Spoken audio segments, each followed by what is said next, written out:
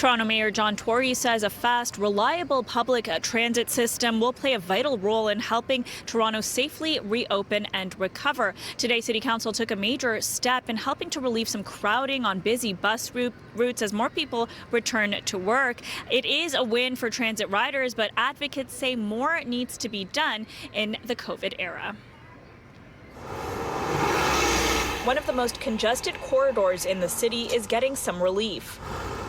Transit riders will soon see buses more frequently. They'll get to their destinations faster, and they'll see fewer passengers on their trips, leaving more room to safely distance, all thanks to some red paint. This is absolutely a public policy imperative. Moving more people, moving them quickly, moving them safely. That's a position that we have taken here as a council.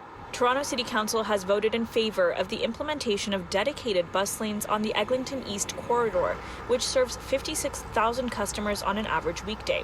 They'll be installed as soon as possible to prevent the overcrowding passengers were seeing prior to the pandemic.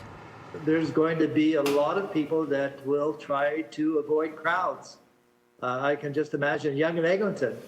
It is like Tokyo there every morning before the COVID. It is unsafe. It is wall-to-wall people. That can't happen anymore. The TTC estimates the new lanes will save the average customer 2 to 5 minutes per trip, or 16 to 40 hours a year. What you can't afford to have happening is you can't afford to have transit vehicles containing 40, 50, 60 people sitting in traffic jams. Nobody will want to use that. Why would you bother to use public transit if you were going to sit in traffic jams along with a bunch of other people? But even before COVID-19 hit the city, advocates had been pushing for this change, and they say more steps need to be taken now to address the safety concerns at hand. This is a very good first step, but it's only a first step.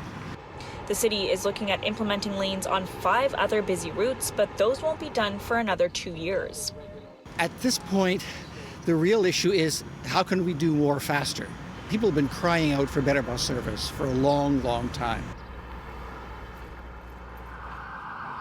Another big ticket item at City Council today, Toronto's Board of Health wants to establish voluntary self-isolation sites for people who test positive for COVID-19 but can't quarantine at home. With Council's approval today, the Medical Officer of Health can now enter into an agreement with the federal government for funding to establish the sites.